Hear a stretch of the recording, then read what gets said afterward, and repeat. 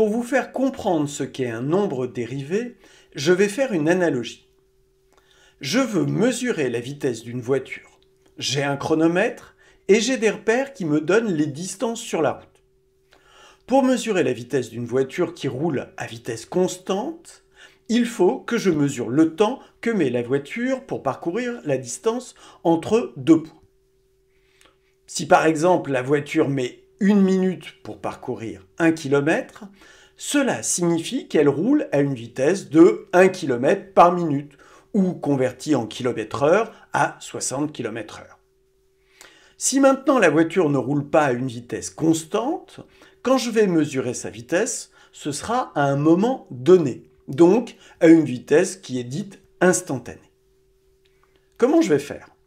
Eh bien, je vais me placer au point où je veux mesurer sa vitesse instantanée et je vais faire ma mesure du temps entre deux points, très proches, par exemple espacés d'1 mètre. De cette façon, même si la vitesse de la voiture varie légèrement au moment où j'effectue ma mesure, la variation sur 1 mètre sera si faible qu'elle ne faussera pas le calcul de la vitesse. En langage mathématique, je mesure le taux de variation entre deux points d'une fonction qui représente la distance parcourue par la voiture en fonction du temps.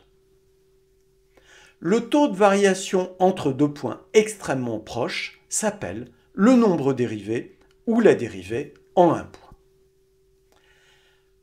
Pour la suite, si vous avez besoin de vous rafraîchir la mémoire sur le taux de variation d'une fonction avant que j'explique comment on calcule un nombre dérivé, regardez ma vidéo à ce sujet. On définit le nombre dérivé petit a d'une fonction f par le taux de variation au point grand A d'abscisse petit a appartenant à la fonction. On le note f'2a. Cette définition peut de prime abord paraître bizarre. En effet, pour calculer un taux de variation, il faut deux points.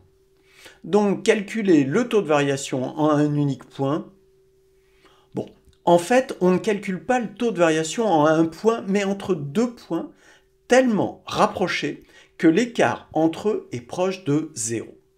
Si bien que les points sont quasi confondus, et l'on fait comme s'il n'y en avait qu'un. D'où mon exemple précédent avec la mesure de la vitesse instantanée de la voiture et deux points très proches.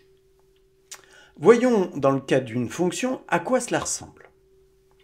Au préalable, souvenez-vous que le taux de variation entre deux points donne la valeur de la pente d'une droite passant par ces deux points.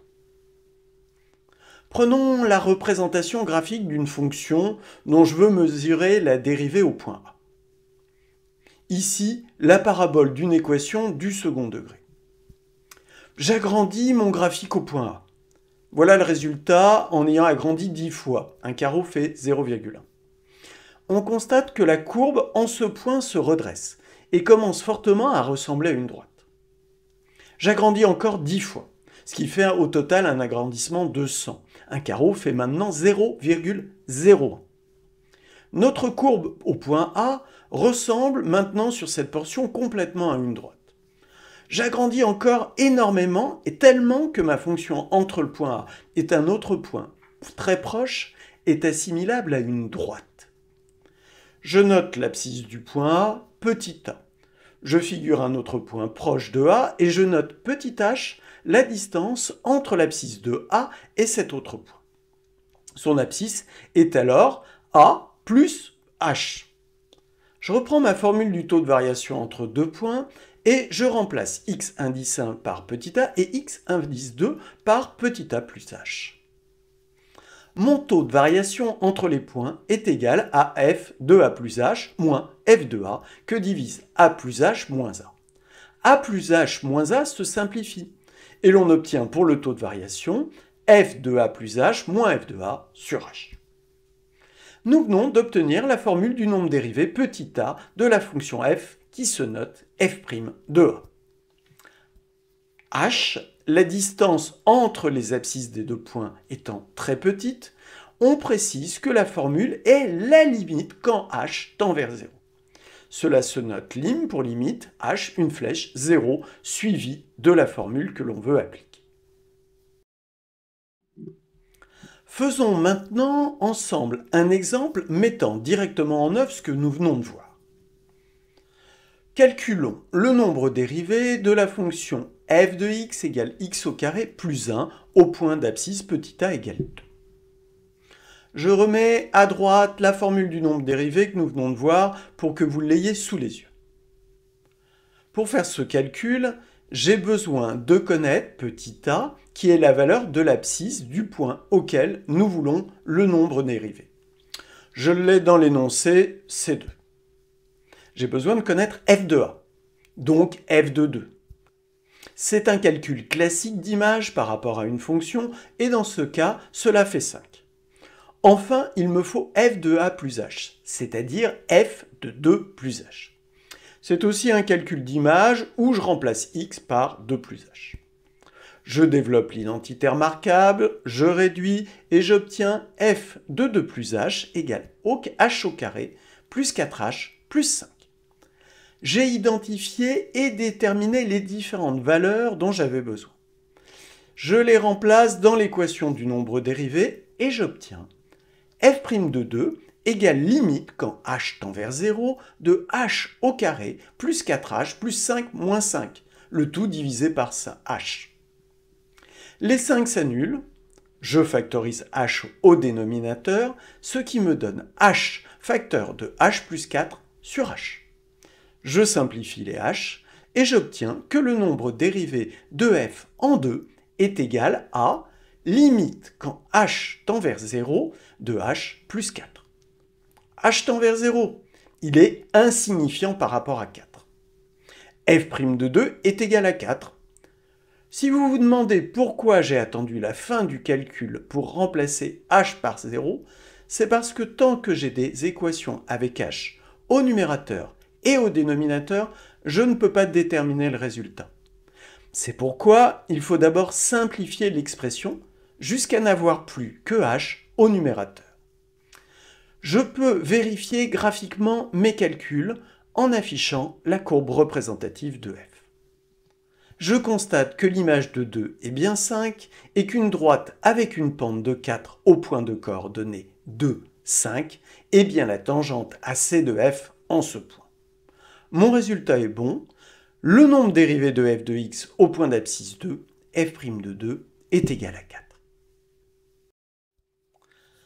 Pour finir, faisons un exercice avec une équation un peu plus compliquée. Je dois calculer le nombre dérivé de la fonction f de x égale x au cube moins 3x plus 2 au point d'abscisse petit a égale moins 1. Je remets à nouveau à droite la formule du nombre dérivé. Si vous voulez faire l'exercice avant la solution, c'est le moment de faire pause. Je procède exactement comme dans l'exemple précédent. J'identifie a. A égale moins 1. C'est dans l'énoncé. Je calcule f de a, c'est-à-dire f de moins 1, calcul d'image, et je trouve 4. Je calcule f de a plus h, c'est-à-dire f de h moins 1. Si j'inverse le moins 1 et le h, c'est pour éviter d'avoir une équation qui commence avec un moins. Cela évite de perdre le moins entre les différentes lignes de calcul, qui est une erreur que j'observe souvent. J'obtiens une équation avec une identité remarquable de type a-b au cube. On ne la rencontre pas souvent et donc on ne la connaît pas toujours par cœur. Pas d'importance. Je vous montre comment la calculer. Je pose h-1 facteur de h-1 au carré. Je développe l'identité remarquable, puis j'effectue la double distribution et j'obtiens f de h-1 égale h au cube moins 3h au carré plus 4. J'ai identifié et j'ai déterminé les différentes valeurs dont j'avais besoin. Je les remplace dans l'équation du nombre dérivé et j'obtiens f' de moins 1 égale limite quand h tend vers 0 de h au cube moins 3h au carré plus 4 moins 4. Le tout divisé par h. Les 4 s'annulent. Je factorise h au dénominateur, ce qui me donne h facteur de h au carré moins 3h sur h. Je simplifie les h et j'obtiens f' de moins 1 égale limite quand h tend vers 0 de h au carré moins 3h. h tend vers 0, f de moins 1 est donc égal à 0. Je vérifie graphiquement mes calculs en affichant la courbe représentative de f. L'image de moins 1 est bien 4. La droite, avec une pente de 0 au point de coordonnée moins 1, 4, est bien tangente à c de f en ce point. Mon résultat est donc bon. Le nombre dérivé de f de x au point d'abscisse moins 1, f' de moins 1, est égal à 0. Je vous remets la formule du nombre dérivé que nous venons de voir. C'est pour votre fiche synthèse. Et je vous dis à bientôt pour de nouvelles maths avec Femto.